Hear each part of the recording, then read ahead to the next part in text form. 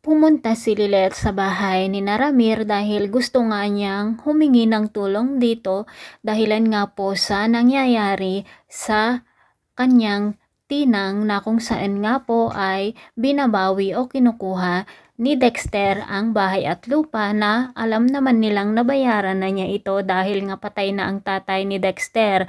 Dahil sa panggugulungan ni Dexter at pagpupumilit na pumasok sa bahay na iyon, itinulak nga ni Tinang ang lalaking ito at sanhi nga ito ng pagdugo ng kanyang ulo at agad naman na isinugod sa ospital.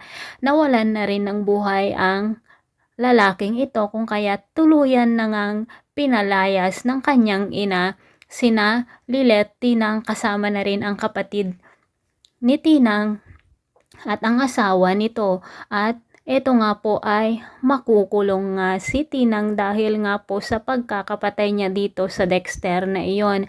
Samantala, talaga namang pong kawawa si Lilet sa ginawa ni Patricia sa kanya dahil itinulak nga po niya ito sa basurahan na kung saan ay sinabi pa niya ito na nababagay siya sa basura kagaya ng kanyang ina.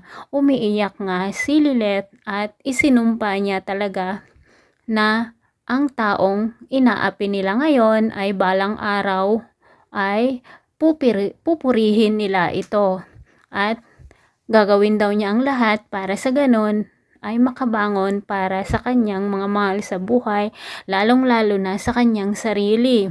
Naisipan naman ni Lilet na pumunta doon sa nagbigay sa kanya ng scholarship noon upang humingi ng tulong, ngunit saklap naman mga kapuso dahil nga po nasa States ang babaeng ito. Nang umuwi na nga ang babaeng ito ay agad na sinabi ng kanyang sekretarya na nagpunta doon si Lilet. Agad naman napupuntahan ng babaeng ito si Lilet upang kausapin at kung ano ang maitutulong nito sa kanya.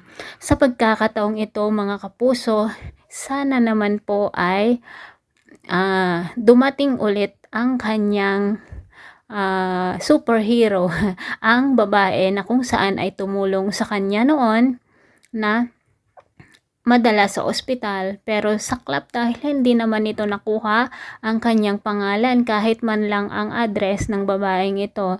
Samantala, dito naman malalaman ni Patricia na binibigyan pa rin ni Ramir si Lilet ng financial support, ngunit ang kumukuha naman ay ang bruhildang hipag ni Tinang kung kaya't sasabihin ni Patricia na ititigil na ni Ramir ang pagbibigay ng pera kay Lilet, kung hindi ay talagang hihiwalayan na siya ng kanilang mag-ina.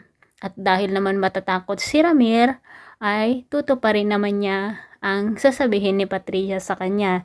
Dito na malalaman ni Lilet na matagal na palang nagbibigay ng pera si Ramir, ngunit ang kumukuha ay ang malditang hipag ni Tinang na walang ginawa kundi pagsabihan na walang silbi si Lilet, na walang naitutulong sa kanila, na hindi alam ni Lilet na ginagasto pala ng babaeng ito ang pera na nanggagaling sa kanyang ama.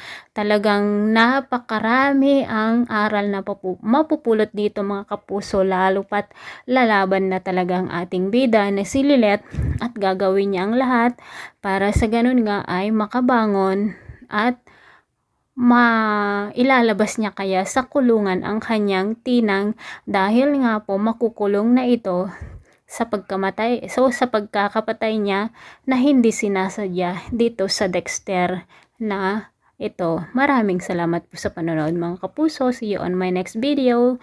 Bye-bye!